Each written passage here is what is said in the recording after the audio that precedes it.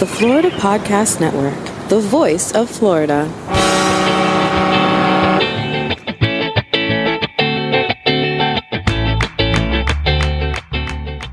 This is episode 12B of the Finding Florida podcast on the Florida Podcast Network, the Florida Restaurant and Lodging Association's annual conference. We hope you're ready for an adventure.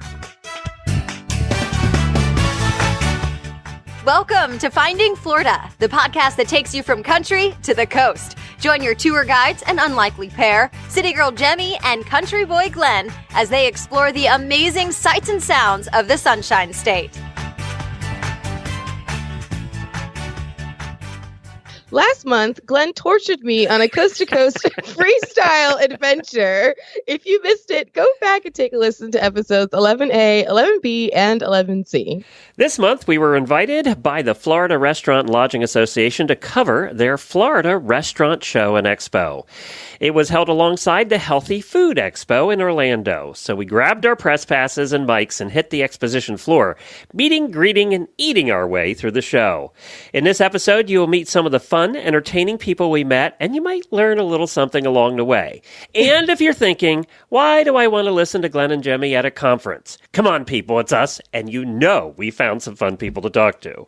Yeah, and you have us commenting on food, all kinds of different, delicious, yummy, mouthwatering food. And we found all kinds of Florida brands and businesses to highlight that were making all that yummy food. So we're highlighting them in this episode, some of which have been a part of Florida's fabric for years, and others are just bringing a fresh new innovations to their flavors and all kinds of fun stuff in the local industry. So special thanks to the team at Florida Restaurant and Lodging Association for inviting us. We still can't believe they handed us the precious press passes and trusted us not to make fools out of ourselves or them, but we loved it. We had a great time. Any other conferences or festivals, especially with food, we would love to attend. And don't forget that pictures and videos of all of our escapades for this episode are found in our show notes, as always, at findingfloridapodcast.com and on our social media. On that note, it is interesting when we get press passes to go to conferences, because most of the time the people who have press passes to go to these kind of conferences are really serious newspaper types, and you never even know they're there. They're just making their way around. With Jemmy and I, we kind of we're kind of a spectacle, and it is an interesting sight to see.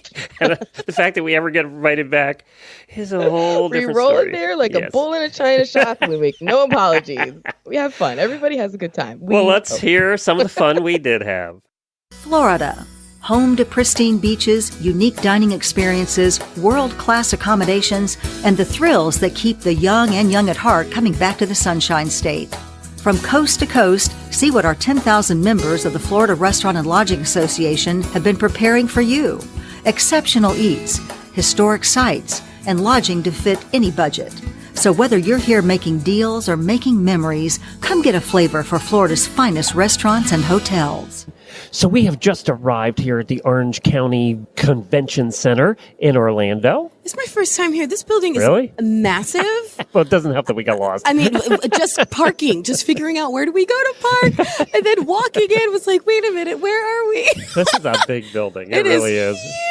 Huge. Oh, Mike, we should have dropped breadcrumbs. I hope we make it back to the car. Why are we here? We are here because this is FRLA, Florida Restaurant and Lodging Association's big annual convention. It's an expo where we're going to meet restaurant vendors and lodging vendors and all kinds of people who are in the Florida travel industry in relation to specifically restaurants and lodging. So we can't wait to get in there and showcase some Florida brands and businesses and have them all on the show. And what's interesting about this show is the vendors are going to be people that are selling. They're basically wholesalers or manufacturers selling to restaurants and to hotels. Right. And it's anything from equipment, pizza making equipment to refrigerators to food. A lot of food, apparently. I mean, think about it. When you go to do a staycation or you go on vacation or you go out or whatever, you're going to a restaurant, you're going to enjoy yourself at a lodge and all these places, hotels, and you're going to need the food that they comes from somewhere. The cheese that they use comes from somewhere. The bread, the napkins, everything. And so this is where we are. This is where they make all those connections within the industry. So we're going to find out hopefully what's also new and innovative and on the horizon and what's going to influence your next vacation. And we are really sticking to Florida companies. Yeah. We're looking for the companies that are based in Florida. Because there's a lot of national companies here. But that's true. There's a lot of Florida companies too. That's true. Well, Florida is such and a smaller hub. companies. Yeah, Florida is such a hub for travel and tourism that, of course, a show like this is going to attract companies from all over the country, all over the world. But we are going to do our job, stay true to our name. Which means we are going to eat our way through this show. One of us is going to eat, one of us is going to drink. I'll let you guys figure out which one's which. We will be highlighting. So if you're into food, we'll be talking a little bit about food today. Yep. Because a lot of the Florida is based on food. I know, and I definitely. So I checked out the exhibitor list before we got here, and there are some companies that I just cannot wait to run into. Let's see. Number one on my list, I have to say, is the Gel Shots company. I'm like, okay, they make Jello shots that don't melt. Where were they in my college years? And then another one, I saw a Brownie septic tank or company. Like, come on, there's a name there. I had to do a double take. I'm like, there's no way there's a septic company called Brownies. But that's outside the box, outside the scope. We're going to be focusing mostly on food and stuff, but that just one we got to try to track down. Part of the reason that we're focusing on food is the Healthy Food Show is also here. Yes, that's true. Because more and more restaurants are putting more and more healthy options in. Yes. And hotels and hospitals and, high school and college. Yeah, everybody. All of those cafeterias. One of the companies that caught my eye big time was this one called Oomph. I mean, they're plant-based protein. Oomph? Yeah, Oomph. I don't know where they get that. That's an odd name. Actually. But they have an incredible, the website, looking at the food in there made my mouth water. And, you're always skeptical when you're like, plant-based stuff that's trying to be meat. Come on. But I think this could have some potential. So I'm excited to go by their booth. I hope they're having some live demonstrations because we're going to eat our way through this convention. I'm starting with Oomph.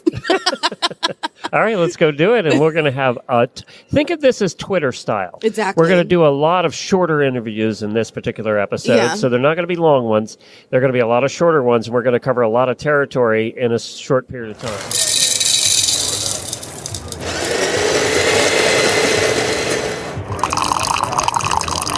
We have made it over to Harmony's Brew, which is perfect timing because I needed a shot. And so I took a shot of your amaretto and just my mind was blown. It was so delicious.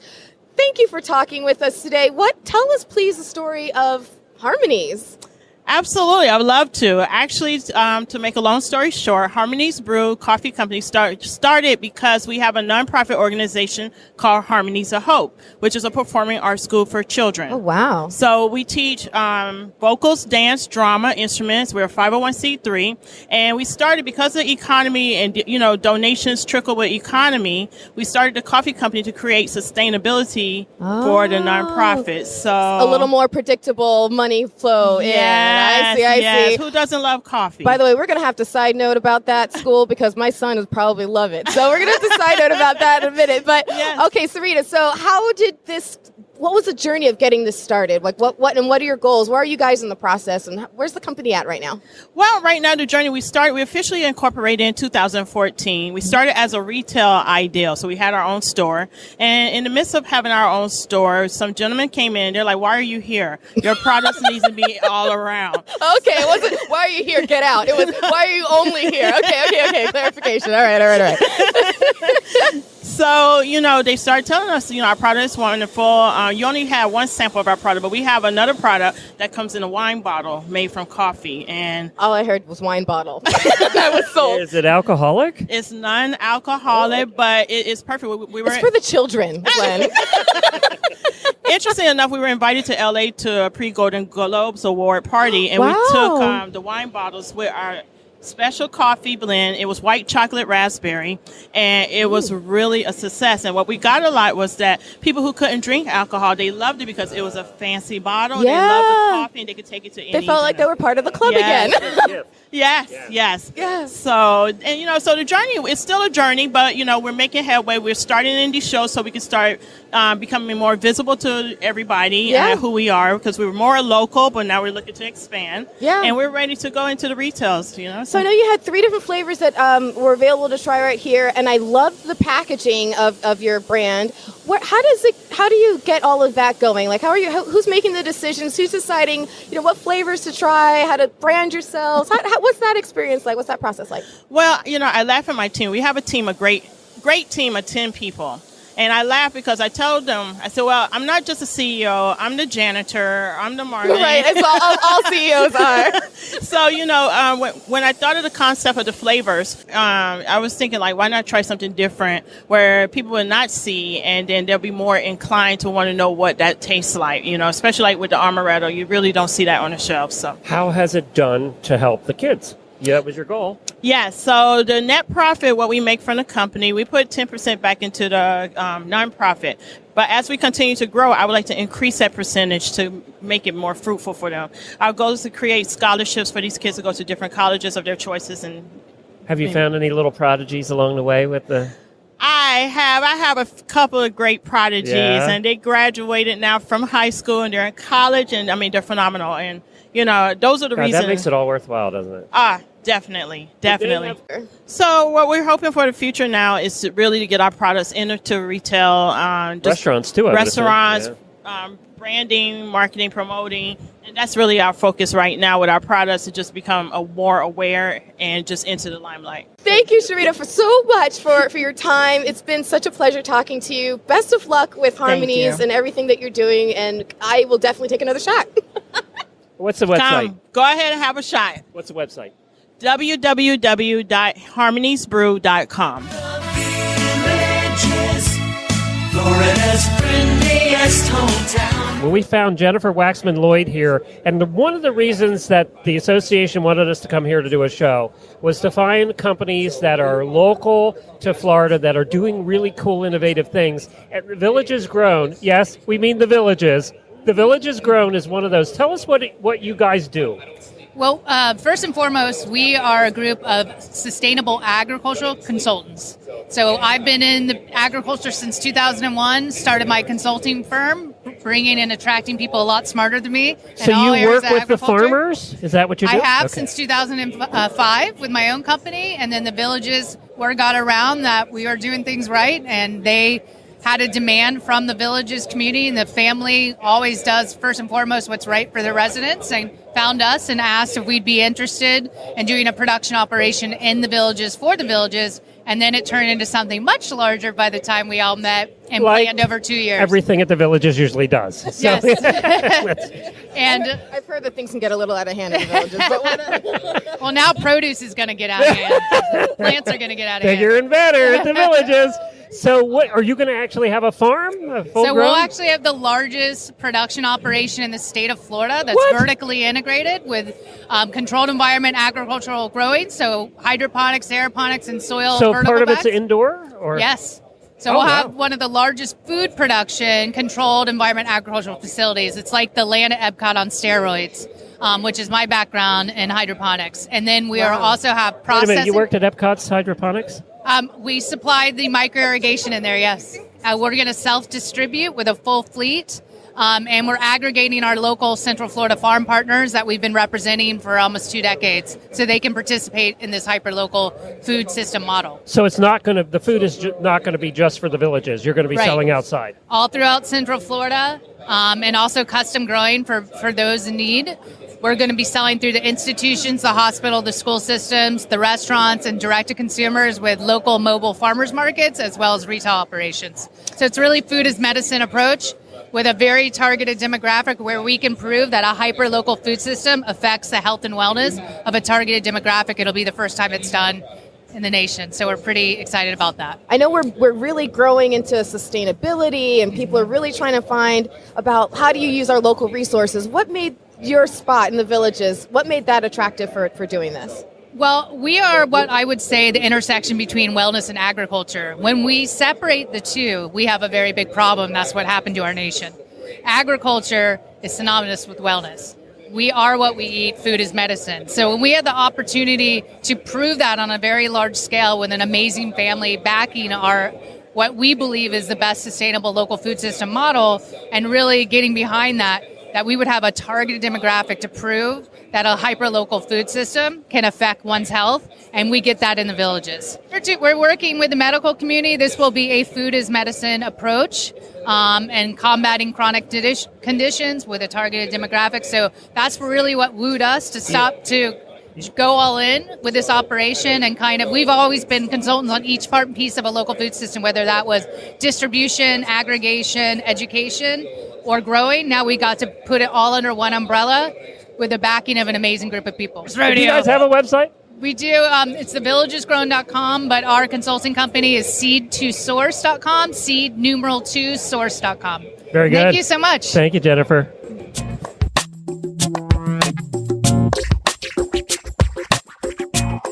Well, we found something we didn't expect to find at this particular restaurant lodging show, and that's Mix on Wheels. The mobile DJs are here. You guys are out of Orlando, and you're here with the coolest tricked-out Mini Cooper I've ever seen. Thanks, Glenn. I appreciate it.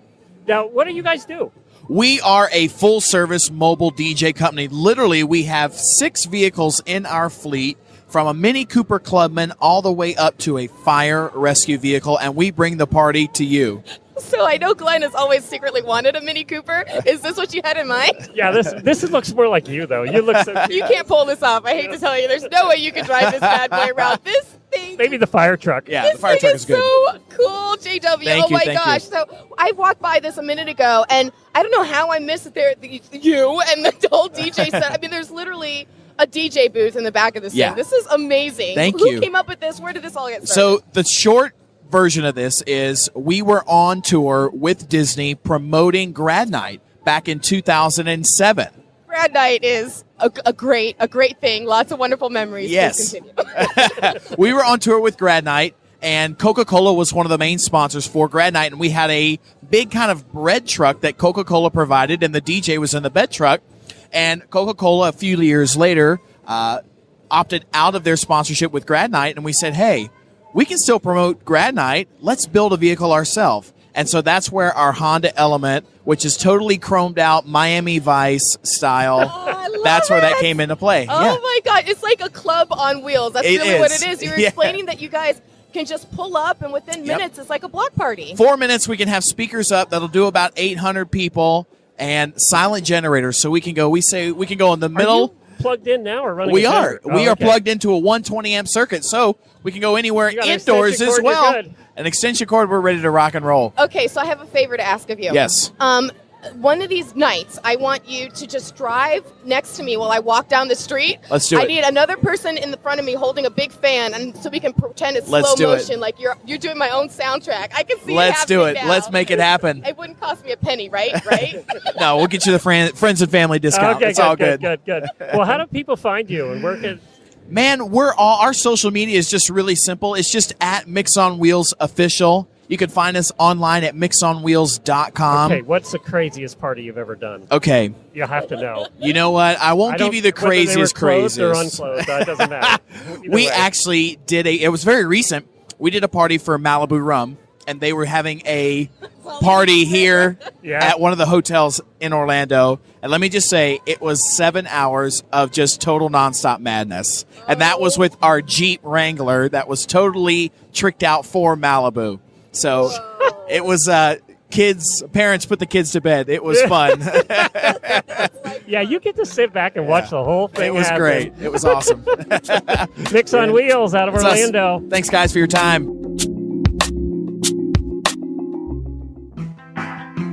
You are listening to the Florida Podcast Network, the voice of Florida. FPN is committed to promoting local brands and businesses through a network of podcasts celebrating the Sunshine State, and you can be a part of it. From sponsoring episode segments to creating and growing your own branded show, we have the solution to promote you while we promote Florida. Did you know that roughly 2/3 of podcast listeners are purchasing products advertised on podcasts? We'll make it easy to showcase your brand through the power of podcasting. Our team has successfully worked with over 50 companies to help promote their brands. To take advantage of this growing advertising opportunity, target our niche audiences through ads and host-read commercial spots on individual episodes, sponsor a full feature segment on a particular episode, or contribute content to a show on a regular, ongoing basis. Make your brand part of the FPN family. Our podcasts attract listeners who celebrate the Florida lifestyle and support local brands, and listeners who want to travel here for their own fresh, fun experience. If that sounds like who you're trying to reach, with these options, you can be strategic while still reaching the largest share of our audiences. If you're interested in elevating your Florida brand and becoming part of the Voice of Florida, head to floridapodcastnetwork.com/partner with us for more information, to download our media kit, and to reach out. The Florida Podcast Network, celebrating Florida one local brand at a time. Well, one of the cool parts of our job is we do get to eat our way through this conference. And one of the things going on here was an all-you-can-eat mac and cheese judging competition. And we are... In other words, Glenn's Utopia. That's right. That is absolutely correct. We have Brian Frick with us, who you work with Nestle, but you also have another role. Yes, I'm also a chapter of the president. I also do some work out of Disney part-time at Walt Disney World. Oh, really? And father of two at home, so I have many roles, yes. Wow, yeah, what do you do with Nestle? Let's start there. I do product development, so I work with all the major chains like Darden, Burger King, Arby's, any food chain. So they'll make a recipe. They'll in the kitchen, give it to me, then I have to go back and match it, bring it back, and then make it in like a 50,000 gallon gallon. Okay, Nestle-fy it. That's exactly. Yeah, because sometimes I'll go to the store and buy a bottle off the retail store and bring it in and say, I want you to what a neat use job. This. And we can't do that when you scale up. So it's really a good, challenging job. You got to know your flavors, what you can do. So you're reverse engineering it, basically. Basically, yeah, absolutely. Yeah. And then we have to make it durable. We have to make it last on the line for 2 hours and hold this and this. So we mess with food. You tell me how you want it to look, how you want the taste, what color do you want it, so. All right, so after you've come up with your version of it, yes, does it go through focus groups then at that point? It goes back through their culinary test panel. They panel it, make sure it's good, and it holds up. So we're doing the same thing with the Red Lobster. We did a test with them. We went back and held it in the kitchen for a couple hours, took a look at it, and they go, green thumbs, you're good to go. So we kind of tested it. And then it launches, so sometimes they may do a pre-launch just to test it. So, but it's a great job. It's the best job you've ever had. I was going to say, this is a cool job. And the thing is, it's Nestle, for a and chef. There's no chocolate. So it's kind of weird. You go, Nestle, what do you got? Macaroni and cheese. Why are you doing that today? Go, because we're a little bit bigger than that. Right. Yeah. Nestle's all over the place. They do water, they do chocolate, they do everything. Ice cream, we got it covered. Yeah. Yep. He's probably figured the water part out by now, I think. Yeah. So can I ask what you do with Disney? I do the HACCP. I work at Epcot events. I do food and wine. Oh, really? So I'm the HACCP guy for safety. When all the guest chefs come in, I'm like the guy that said, your temperatures are not good. We got to fix it, or you can't come in. You're the one they hate. I'm the guy, because it's all on me. I'm the guy, yeah. So wait a minute. When we decide to come to Epcot and drink and eat our way around for the food and wine, we are calling you. But I only do the food event on Fridays and Saturdays at one of the special events. So we have like 15 guest chefs from around the world. So we work with them because all their sanitation skills aren't quite to Disney standards. Right. They're great, but they're not there. So I'm like, hey, you need to get some ice on that, get a hat on. So I'm the nice guy, too. You're the food police. I'm the food police, yes. Yeah. I give him a little cop's hat with ears. Yes. Now, you're also the Central Florida Chefs President. So, okay, yes. What's that association? So it is a local organization in Central Florida where all the chefs in the area can come join together. We do food events like this, fundraisers for good charities, Boys and Girls Club. We do events with them. So it's like chefs get together. It's kind of like the other fraternal order of chefs. We get together and do great things for good reasons. And that's the reason. The reason people came together today was for an organization called Give Kids the World Village, which is kind of like a Make-A-Wish thing. It absolutely is. It's a great foundation. Now, we've been doing their Christmas party for 20 years. Central Florida chapter, we go out there every Christmas and do a big blowout Christmas party. And Disney brings out their characters, but we do the food for about 1,000, 1,500 people every year. So, we've had a lot of people over the years, in the last 20 years, and we're still doing it. So I'm impressed not only that you are doing so much with food, but clearly you're doing so much with children. Children are exhausting. Yeah. Congratulations. Yes. And you have I've had fun. I'm pretty wore out. Are they all out now? One just went to my last one is in college right now.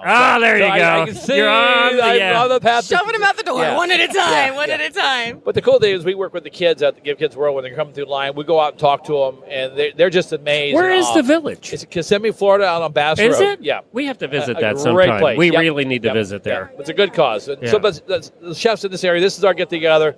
We do meetings 4 times a year.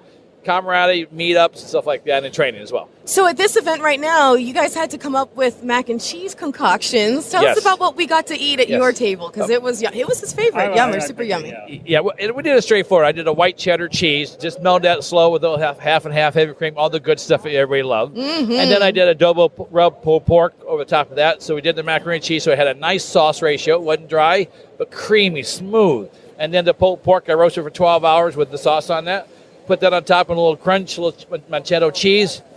It's a winner. I could have drank the sauce. I didn't even need the noodles. Just give me a cup of that. I mean, that was good stuff. It's true. That's exactly what he said. So what is it like being involved with FRLA and having a connection to that organization? What do they bring to the table for you guys? Well, usually there are two different organizations, and we figured out a couple of years ago we really have to get together. We both have some synergies that we really need to develop with the association here. And we've done a really nice building job over the last couple of years. So we go to their meetings now. They're invited to our meetings, so we can kind of see what's going on. It takes both front and back of the house to be successful. So, just because we're chefs back in the kitchen, but we can still play a role in what they're doing, and we can still play with them as well. And there's another badge. He has on his jacket, it's about 55 different things. And you also have 5 stars. Does that mean you're a 5-star general? I'm a five-star chef, yes. Oh, okay, got it. That's kind of like a 5-star general. How do you earn those stars? It's not a Michelin. How do you earn those stars? Yes. What does that entail, earning those stars? No, these were just part of the Academy. This is the Academy of Chefs. This is the honorary. Yeah, what's that? This is the Honorary Society of Chefs. There's only probably about 1,000, less than 100,000 in the organization. Do they have a Chef's Hall of Fame? Yes, that is correct. Do they really? Yes, they do. Yes, they do. Are you in it? No, not yet. I'm too young. I guess I have to look forward and work on, yes. It's the day you get nominated, and it's the day you know it's just all over. Oh, yeah. Well, come to the end of your road. I also belong to another organization called the Golden Toque, which is they only have 100 members. So people have to die before you get in. So it's great to get in, but you feel sorry for exactly. who you had to replace, Good Lord. So my friends go, "How you feeling these days, Brian? How you feeling these days, Brian? You okay?" Because they want to get in. Yeah. They're checking your food, make sure money contributed to their own success in any kind of foul way. Yeah. Brian, you've been great. Thank you so much for joining Pleasure, us. Brian. And great cause. Great mac and cheese. Yeah. Cool. Thank you very much, and have a fantastic day. How can people get in touch with the organization that you guys are supporting? I have a card. We're on the website, www.ACF Central Florida Chefs Association. Perfect. Thank you. You got it. Have a great day. Well, we have found the duck. The duck. And we have found that the duck makes wonderful vegan-based food, plant-based. It's called Oomph. Please, the duck, tell us all about Oomph, because there's a big irony we have to address. There is. I think guy called the duck making vegan food. Yeah, no, especially a Swede dude, but it was like this. I take it short, okay? We was 3 Anders, because my name is Anders. In Sweden, we say it Anders, but for the Americans, it's Anders. Okay. So we was 3 Anders in the kitchen when I was very young. So we had a new waiter came in and said, "Anders," and everybody, "Yes, sir." Everyone turns around. And she said, like, "Oh, we cannot have it like this." So I prepared duck. So she said, "You are the duck." And the other guys went, he did, the nickname became the cod. So it was my lucky day, I'm telling you. Yeah, I was just thinking if you were the catfish or the monkfish or something. So, and then he just stayed. So I had that as my chef name. So, yeah. So how do you go from being a chef who makes duck to now doing plant-based food? How does that happen? I mean, in reality, I didn't care about the environment and the people, because for me it was just like, it was the hardest thing to cook. Was the most challenging thing, because to fry a scallops or a Kobe beef or Wagyu beef was like everybody can do that. Everybody can do that. You don't need that special skills. So for more it was like the challenge. So this is more of a challenge for you. That's how it actually started. And then I started growing up, and I never grow up, but I get a little more wiser.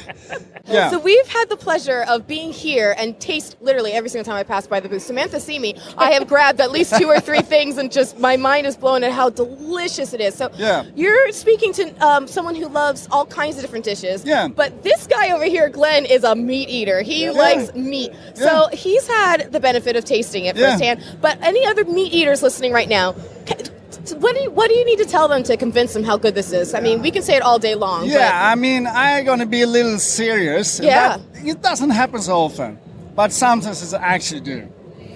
First of all, we are not the vegan brand. Okay. We work with plant-based food. Gotcha. Okay. And we don't tell people to stop eat meat. Okay. That's not what we're saying. Good, because that wouldn't be his message anyway. But what we say, now I'm serious. We need to slow down because we are in unbalance. So now there's serious stuff coming. That's actually why I'm doing this for real. It's not about me anymore.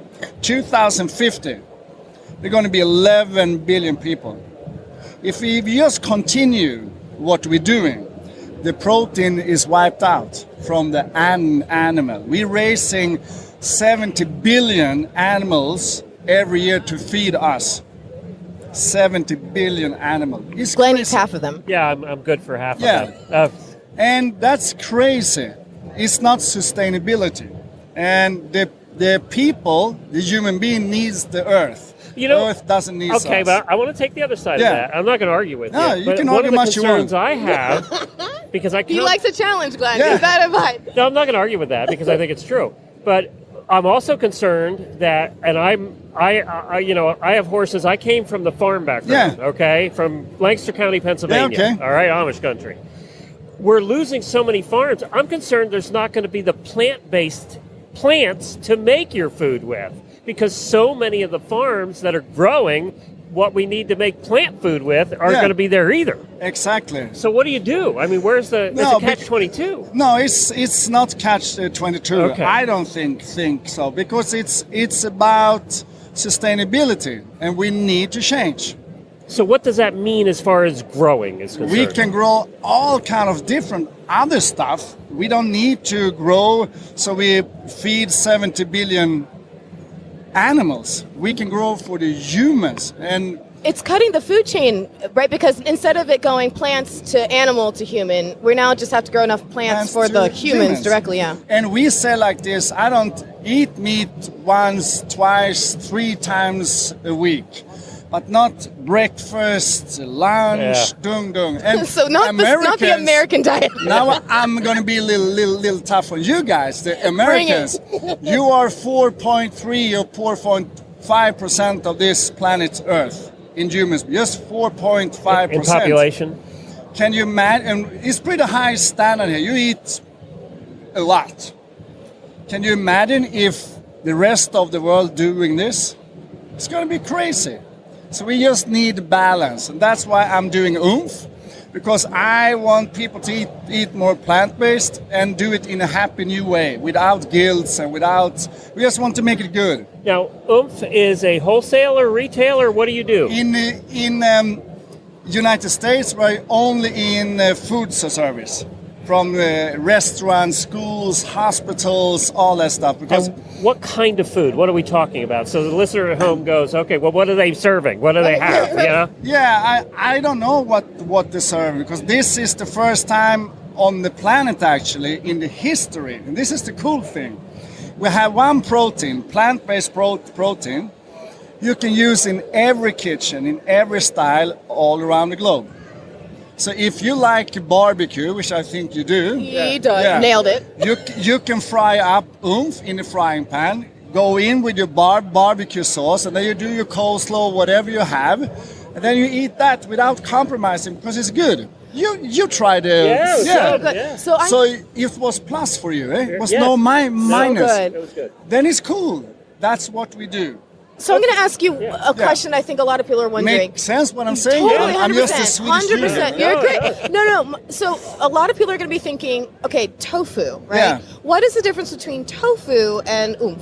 Very good question. Tofu and Oomph, we're using the same raw material, the bean. And then it's totally different technology behind it. You know, it's a totally different way of doing it. So that's the technology behind it. So tofu is an old method. Tofu doesn't get people excited anymore, which is why I wanted to give you the opportunity to you know why? differentiate. Yeah, for sure. Because it's mushy. That is true. It doesn't have the right bite. You're right. But with the Oomph, you have the right bite. It tears like meat. It tears like me. And I think that's part of it. I don't like mushy food. I don't like bananas that are ripe. No. I like them green. Yeah. I like some consistency to them. And that's the thing with every tofu I've ever tried. It just tastes like mush. Yeah, that's why around the world we doesn't eat so much beans. We do because it's too mushy. Yeah. Right. Isn't that funny how texture is such an important part of what we eat? It's the most important part of what it is. It's the texture, the consistency is the star. Because if that is wrong, you've been in McDonald's, right? Yeah. You coming in, you do your stuff, and you take out the French fries, and you're hanging like a sad you hate them. dog. They're bad, yeah. Dog tail is like just hanging. Your excitement it drops doesn't matter immediately. how much salt you have. There's no bite. No, it's no bite. Yeah. But you coming in, and the French fries is like, bing! Oh, this is good. I just need some more salt. Why? Yeah, because the consistency, the bite is right. So what we're working with we're working with the bite. So people likes the bite. Yeah, I love it. I love it. So what's the website? How can people find you and get in touch with It's you? oomph.us. And that's OUMPH.US. Yes. It's a really cool website, by the way. Yeah, It made my mouth water just looking at the different good. things you guys are doing. So it's so delicious. Everybody Yeah. go check out Oomph. It Yeah. was really, really good. All right. So Thank you so much. Thank the you. duck. The duck in the house. Having a dream means doing something that you love to do. For myself, it's cooking. When I started culinary, I went to a college that was very expensive. So, of course, I ran out of money. From there, I went to Mid-Florida Tech, and I knew it was the right school for me. You're actually in the kitchen, hands-on. It's like a little family in this classroom. This is a very affordable school. Almost a year later, I will be graduating debt-free. We are still making our way through Florida Restaurant and Lodging Association's expo here. We were having a wonderful time. And we turned the corner and saw one fat frog. Yes, one fat frog. It is this big food truck that is set up here as a vendor display area, really. And in front of it, they have a girl who looks like she is tied to the train tracks. And who do we see going and taking a picture with her? But three super fun looking girls, and we had to stop and talk to them and find out why they're here. So we're going to go down the line and find out why you guys are here. The first is Aquantis. Why are you here at FRLA's Expo? Okay, I'm in high school still, and I attend technical college for culinary. And for the past 5 years, this technical college has been coming to the Florida Lodging Food Show just to taste all their food. Get some little inspiration, perhaps, yeah. Are you having fun, having a good time? Yes, I am. The food is very good. Oh, wonderful. All right, and so we also met Jacoria. And so, Jacoria, what are you doing here, and what are you hoping to get out of being here today? This is a field trip from Orange Tech, and they brought us here just to see all the different foods, to try new things. All right, and Dana, how about you? What brings you here today? I am from Orange Technical College. So today we are here for the food show, and our chef brought us here to taste different food and flavors and different companies in here. Oh, awesome. So we have heard a little bit about Orange Tech. You guys have mentioned that this is where you guys are attending. So tell us a little bit about Orange Tech, Aquantis. What is Orange Tech? It's a technical college with different programs such as medical assisting, culinary, mechanical, PAC. It's a lot of different programs. All right, so you guys have been cooking, though, right? Yes. So who's the best cook of the three of you? Uh-oh. Things are about to get real. I probably have more experience than them. I don't know. I'm just saying, because I've been cooking since I was 13, so I don't know about them. What kind of food are you cooking? Mostly like Creole type of food, I'll say. Você é haïtien? Você é haïtien aussi? Translation in the show notes. No, I don't know. I don't think they teach that. You know what? I think there should be a microwave cooking class. Because come on, that's the way of the future, right? Ladies, best of luck to you in your coursework and moving into your future. You guys have big goals, big dreams, and I'm glad you're here at this big expo to start it all off. Well done. Can you say, we need to get her to say something in Creole. Yeah. Yes. How about say, I love Florida. Something like that? Is that Yeah, what, something yeah. like How about that. I love Florida? We're in Florida. There you go! Yay! Good job. Thank you, guys. Thank you. The world is just a great big onion. I am here with Renee Hardwick, and she is with an association that I did not know existed and made me laugh, and that's the National Onion Association. Who knew? Who knew? Exactly.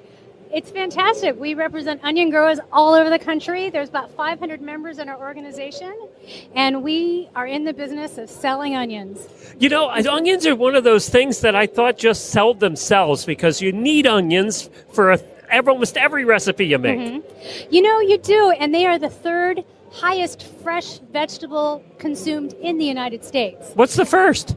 The first is potatoes. Oh, yeah, that makes sense. What's number two? Now I have to ask what number two is. It's tomatoes or lettuce, one of the two. One of the two, yeah. They're both up there pretty high. I know Walmart's best-selling item, their entire store, and almost every store is bananas. Okay. That's their best-selling item in almost every store. Am I good for information or what? A plethora of random stuff nobody needs to know. Or cares. So the National Onion Association said has about 500 members.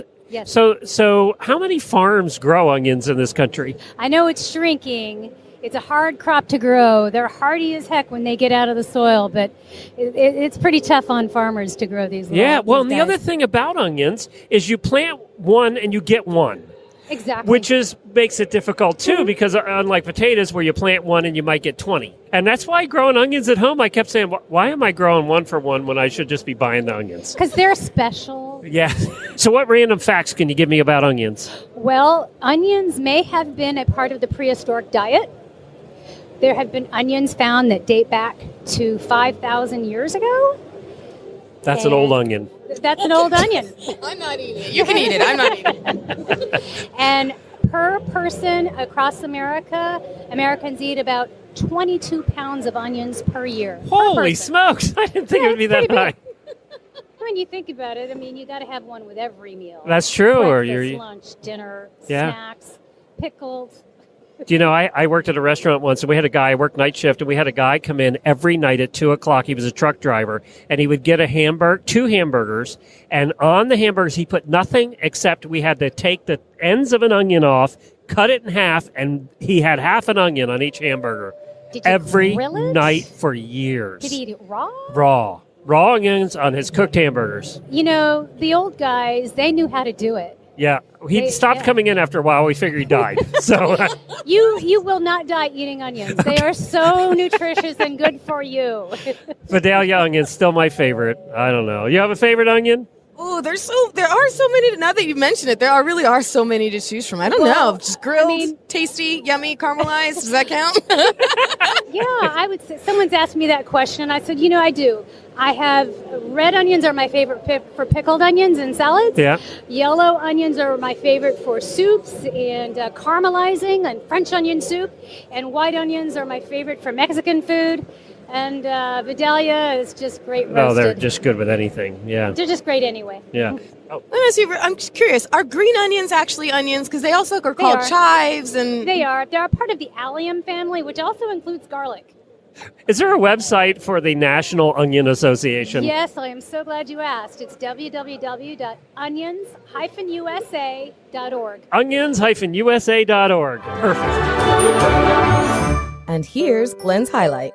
So we cannot do a show about FRLA without hitting up an alcohol of some sort. And let me tell you, there may have been a party or two in college that got a little out of hand with some Jell-O shots. So when I saw that there was a Jell-O shot company, I was like, whoa, this is too perfect. So we are here with Ashley from Jell Shot. And Ashley, tell us about your company. By the way, #Glenn's never had a gel shot before in his life. I can't even have a Jell-O shot version right now. Where did you grow up?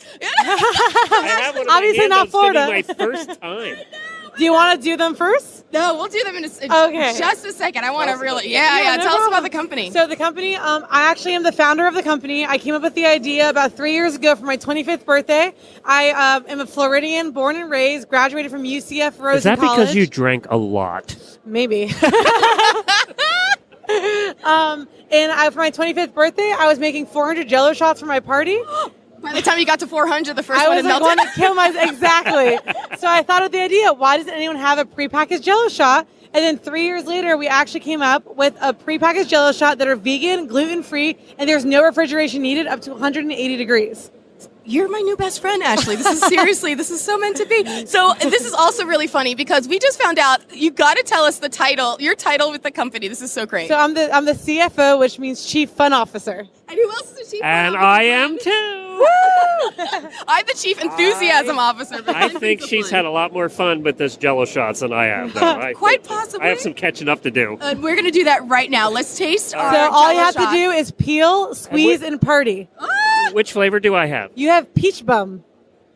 Oh, I love it. It's a play on words. Yep, and yours is a frosty mug, which is a root beer. Oh, yes. So I'm going to try this. Oh, here goes Yep. Glenn. There it is. And they smell like Yep, exactly you don't what they have to sound. use your finger or tongue. They'll pop right out of the package. Ooh. Verdict, How is Glenn, that? verdict.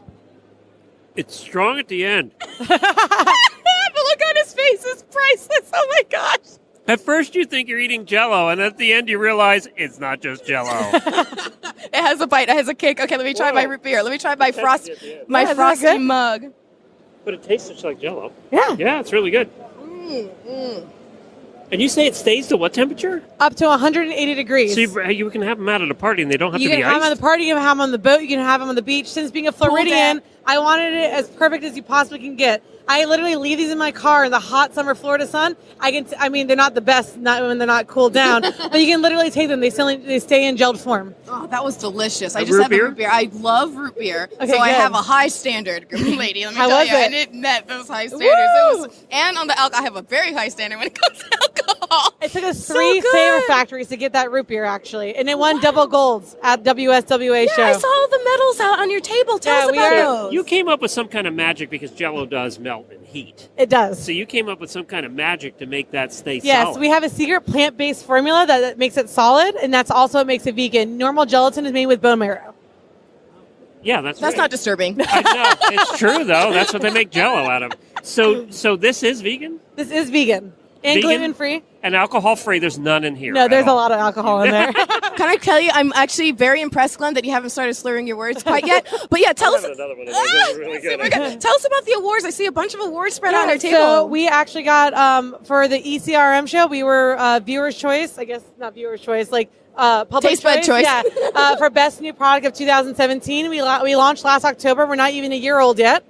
Is there any other company doing it like you, the formula and the way you do There it? are some imitators starting to come out near the California Of course. area, but you have to refrigerate them. So you're it. We're it. We are the only ones in Girl, the United States. At your age, to be this innovative is terrific. Yeah, I can't think of Apparently, anything else the I want to alcohol do. she had in college did not affect her brain totally. It can be the birth of a lot of good ideas, a lot of bad ones, but sometimes you get a lot of good You guys ones. watch Shark Tank? Yes. So I actually went audition for Shark Tank. Did and you? right as I was waiting for a call back, Kevin Harrington, he was on the first 3 seasons, reached out to us and says, forget about the show. I want to make a deal with you right here, right now.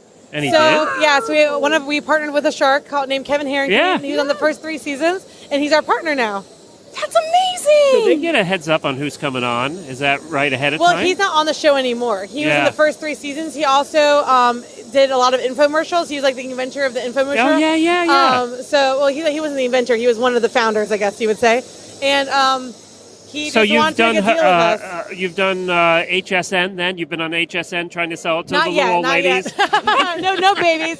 21 and up for sure. No, the little old ladies Oh, that old watch ladies, yeah. HSN. I Yeah. had Home my- shopping. Who else My watches grandma that? tries to steal them. She takes her root beer and puts vanilla ice cream on it and eats it as a Oh dessert. my gosh, go grandma. I love your family. Oh my gosh, that's amazing. So what are your Okay, plans? so it's a family-based company. Yeah. My mom and my dad. My dad's the president. My mother is the director of sales. She's also called Did the Jello they Shot think you were Queen. nuts at first? No, they were fully supportive, Really? actually. I said, this is what we need to do. Like, how do we do this? Like, what can we do? I come from a line of entrepreneurial family, and they're like, we're on this. We're in with it with you. Like, this is what we want to do for the rest of our lives, too. And, you know, the hardest part with any new company is getting the manufacturing process, 1, affordable, and 2, Oh, yeah. effective and efficient. And Yep. that's always the hardest part, isn't it? Oh, yes. The manufacturing, it took us 3 years to get the formula, texture, taste, manufacturing down. We actually had to switch factories halfway through.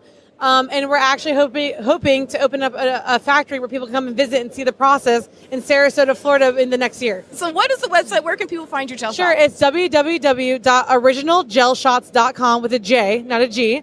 We're huge on Instagram and social media. You can order online. Oh, can people buy direct? Yep, you can buy directly online right now. And then we are in Did 7 you buy different... a case of gel shots? Is You that- don't have to worry about it melting and shipping. Yeah. Look at that. We're in 7 different states and 3 different countries already. Your number one Blue seller. raspberry is our number one seller. Really? Yep, blue raspberry, peach, and then watermelon. We're gonna have to And try we have some secret new flavors probably coming out soon Have you tried too. some flavors that just for like, oh God, that's awful? Yes. What was an oh God, that's awful flavor? Well, I know someone wants to do a dill pickle one, which we refuse Oh to do. God, that's awful. Yeah, that is awful. So that was awful. I mean, we tried to do an orange, it just didn't turn out like I Really? wanted to. Cherry sometimes very Robitussin-y taste. Oh, we tried to do a spicy strawberry, and the spicy part, I want to do a jalapeno strawberry. Oh. Our factory sent us a spicy strawberry that literally was like spicier than hot Thai. It was like so hot. I was like, we had You're to stop drooling. doing the Jello shot tasting right then and there. So Well, that's great. This is fun. Wonderful. Thank you so much, Ashley. Yeah, and we're thank going to you go so try much the for blue interviewing me. raspberry. Yeah, let's try them all. All right, here we go. And here's Jemmy's highlight.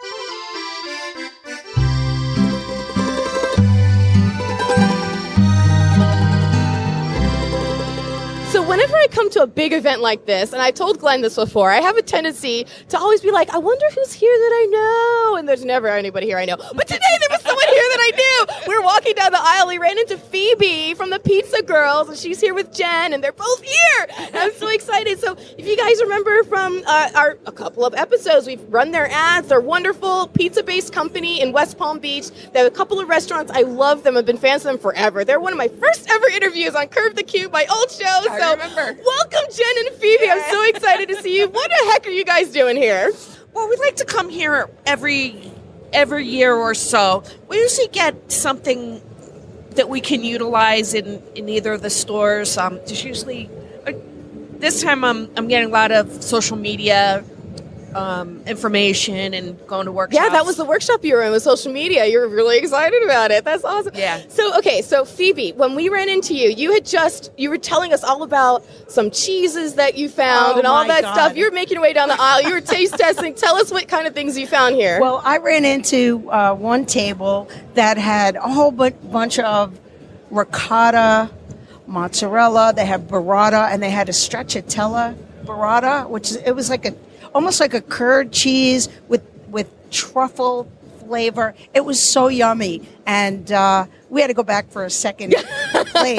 And it was just really good, and I would love to take something like that and put it on pasta, or just something that's a little different, not that you see it every day. Yeah, you guys have always kind of done things that I've been a fan of yours for years, so I've been watching you guys develop and grow, and you guys are always doing things that are innovative. Your gluten-frees, your different veggies, your different types of dishes and stuff. And now you guys have the second restaurant, which is bigger and more full plate, right? And so you're experimenting even more. What new ideas are percolating, ladies? Okay, well, inquiring minds want to know. One of the big draws to this year's show was the Healthy Food Expo. And we are personally interested in eating healthier and bringing a more vegetarian, vegan, and plant-based options to the restaurant. Yeah. It's not just for ourselves, but for the customers, because it is growing. And so, that being part of the expo this year was really a big draw for us. I was talking to you earlier. I am involuntarily gluten-free, which means I have to. It's not a thing. It's not a fad. And I had to start like 13 years ago when gluten-free products sucked really bad. And we were talking, now there are doughs coming out, there's breads coming out, there's pizza dough coming out that is so much better gluten-free. Yeah, we were talking earlier about that. And when we first started, I don't know how many years ago, maybe 5 years ago, they were offering gluten-free pizza dough that was like a cracker, and it came frozen in a little pan. It tasted like freaking cardboard. Well, we tried it, and it was with terrible. Sauce on it. And I said... we were embarrassed to serve it. We said, you know what, I'm sorry that you're gluten-free, but I refuse to serve that kind of a product. So we didn't carry it, and it took us a few years to find a flour. We actually found a pizza expo out in Vegas, and the The company. There's a show we need to go to. Oh, that one is fantastic. Yeah. That's a big one. That's fantastic. So we found a gluten-free No product, Italians at that show. and we started making our own gluten-free pizza crust. And we were having those bags shipped 200 pounds at a time from San Francisco.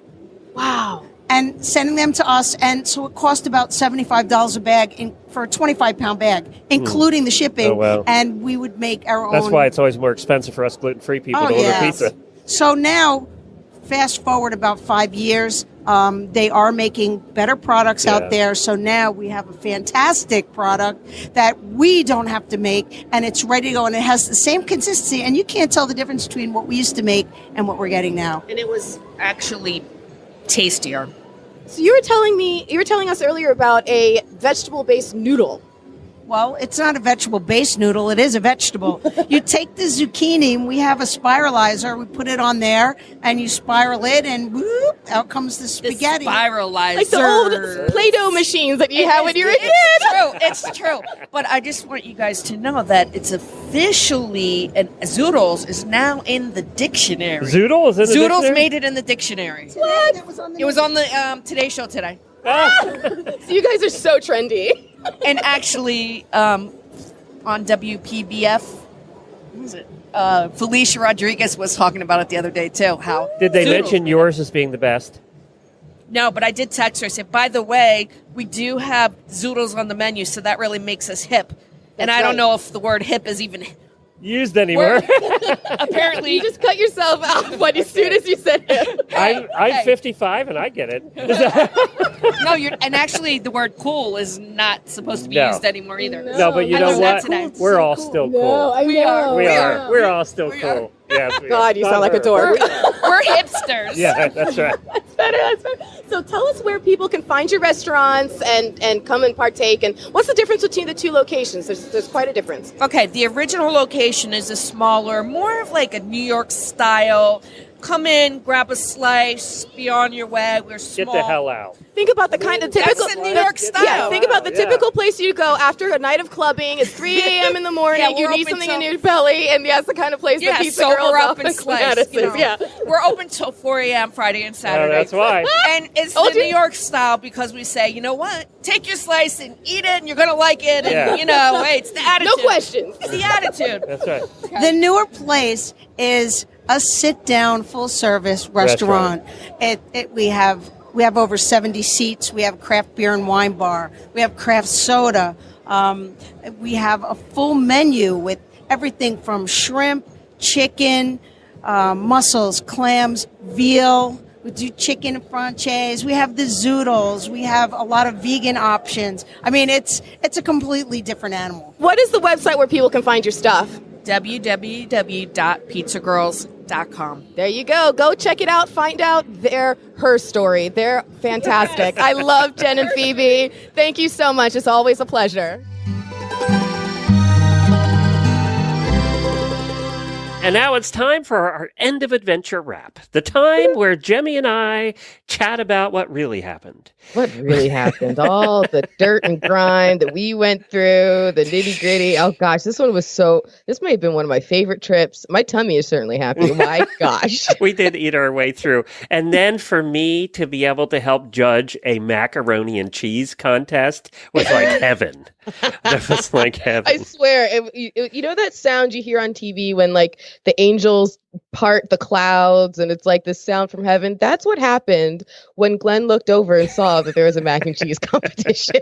That exact sound. So it's so funny because Jemmy, we ate probably 5 or 6 plates of macaroni and cheese, and some of them gave pretty big plates. And Jemmy was the typical stuffy judge. She would take one bite, and that's all she would eat. I devoured every plate and then ate some of yours. I wanted to make sure that, I really have no excuse. You're right. I can't even play. I don't know what You was wrong were with me one that bite, day. just like a professional judge, Because, and I'm over there just I was eating. eating my way through the entire. I was focused on the long game, the entire expo. Once you saw mac and cheese, you was done. Everything else went out the door. I wanted to eat my way through the entire I went place, back and got seconds on the one, guys. You did. Ridiculous. It was delicious. It was all really It was fun. We had a great time. I've been to a million expos in the horse world, and I've never been to a food one. I've been to chili competitions where you get kickoffs and things like that. I've been to food festivals. Nothing quite like this. This was very different. You know what I liked about this that was different from food festivals?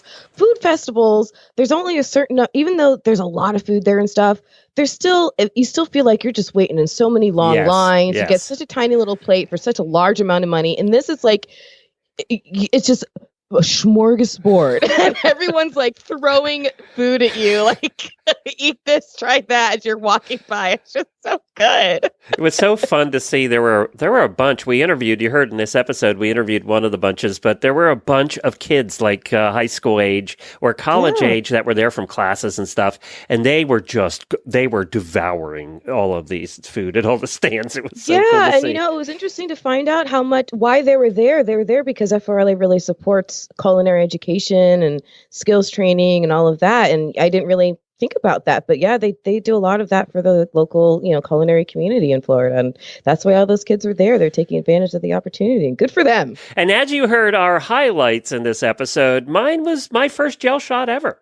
I know, and I was so excited. Actually, just first to be a 3 part gel of it. shots ever. I know, right? Who are you kidding? My gosh, once you had one, you were hooked.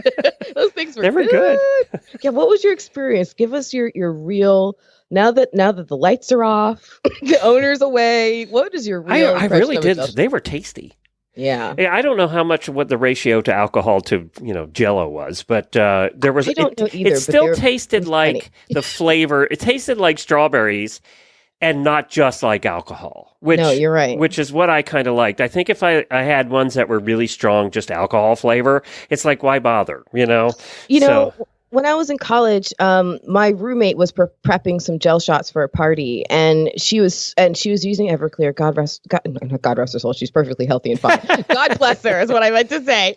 But she was using Everclear, and by the time she got the recipe right, she was 3 sheets to the wind and passed out and missed the whole entire party. So that's what's great about the gel shots is they're already pre-made. You're going to enjoy your party. That was a great idea. And the girl that did that, she's super nice. And her family was there. Her mom, I like the whole family. Matter of fact, if we ever go down to Tampa again, we're going to look them up and get together with them. They have to come out with us, whether they like it or not. Yeah, they were just fun. It was good to see them. They were my favorites, I think, in the whole show. It was really cool. And I swear, they need to team up with those guys from Mix on Wheels. I think they are a match made in heaven because Mix on Wheels brings those cool cars with the DJ system for the block parties and outdoor fun and stuff. And that's what gel shots would be perfect because they don't melt. They'll be perfect for that. I feel like it's natural. It was weird. Guys, they can just ship them in a box. It's weird. Yeah, I know. You wouldn't expect it, but they were so good. What yours was, so talk about your highlight a little bit, why you picked that particular one. Oh, my highlight was a lovely surprise. So my highlight, when you run into your friends, it's always a good day. And we were walking through the expo, just minding my own business. And there's Phoebe from the Pizza Girls. And I've known them since forever. These ladies have been such supporters of me and of my podcasting since very beginning. I mean, they were one of the very first guests I ever had on a show. So I adore them, and they sponsored the network. You'll hear their ads on our episodes. And so to run into them randomly like that was a highlight. They always make me laugh. They're two of the funniest people I've ever known, and I adore them, and I appreciate what they do and that they take pride in what they do. So that was a highlight for me, just hanging out and seeing my friends. I love them. They were the kind, and I can see why they run a successful business, because they were the kind that when you meet them, you feel like you've been friends with them forever in 2 minutes. And that's the way I felt meeting them was. And you know what? That's genuine. That's who they are. That's not an act. Like they really are. They do so much outreach and stuff in the community. That's just who they are. They're just good ladies. I like them. Yeah, there was a lot of fun people there, and it was a fun show to do. I would go back next year to do that. We can do that again. And if you were a kitchen gadget person, oh my God, you were in heaven there. And I also wanted to mention, remember in the last episode, we told you all about a trick we used to get cheap hotel rooms by staying at timeshares. We did that again this time, and the place was out of this world. Oh, gosh. The rooms were unbelievable. It was like a full-class 4-star resort, and we had a great time there too. So it was beautiful. I mean, it's absolute gold mine of a trick, guys. This is like the best tip I've ever heard. I can't believe more. I haven't. It was $80 a night in Orlando, in busy season. And it was at a timeshare that they just hadn't sold all their rooms. Now, it was in the middle of everything still. It wasn't like we were out nowhere. Yeah, but they were more aggressive at the counter this time, weren't they? So remember the trick I told you? When you check in, they're going to escort you to a different counter.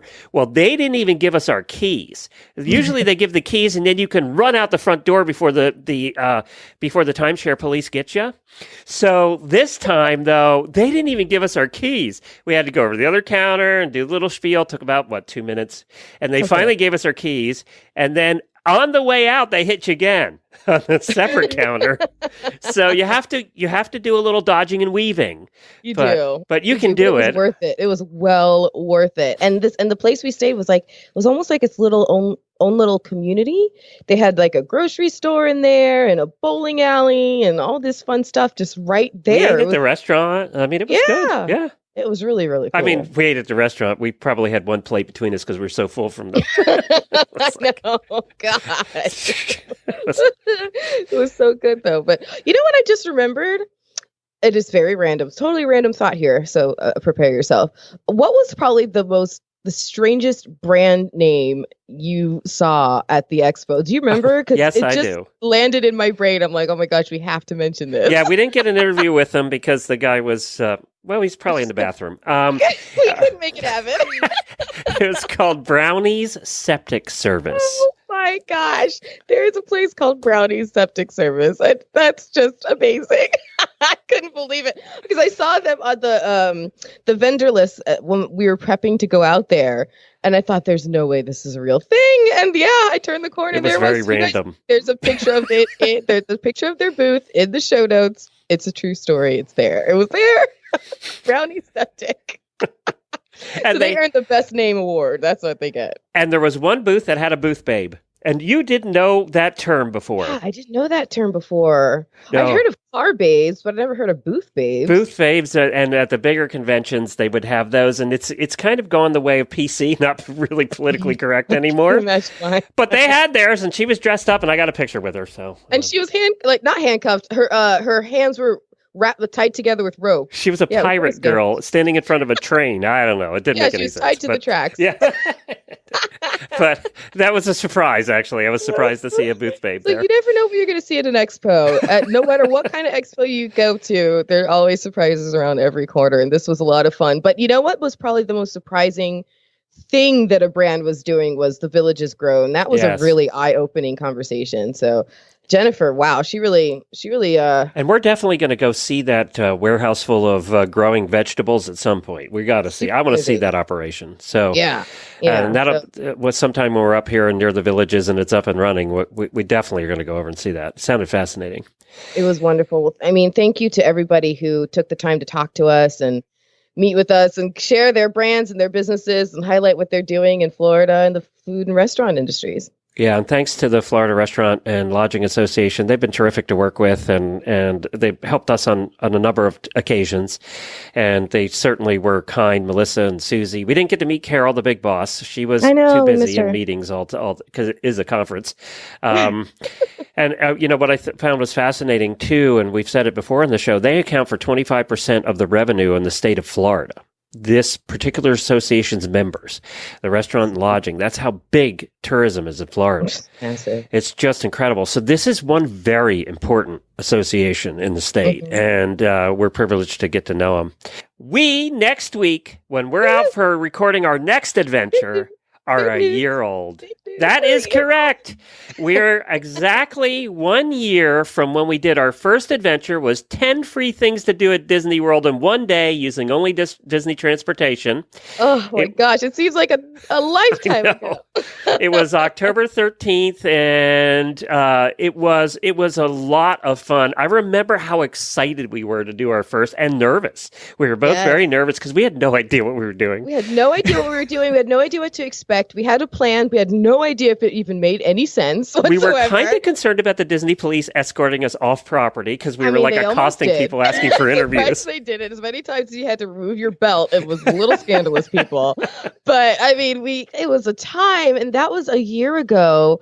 From that will have been a year ago when we're recording our next adventure. So go ahead and tell them what this next adventure is. Where will we be celebrating? I just want to say, I want to give a plug for that before we go on. If you haven't heard our first episode, a lot of times a lot of times it's true in podcasting. Your first episode of your podcast sucks. I mean, it's terrible. It's awful. And you look back at my first shade, never to see the light of day. The sound is usually terrible, and just everything is terrible.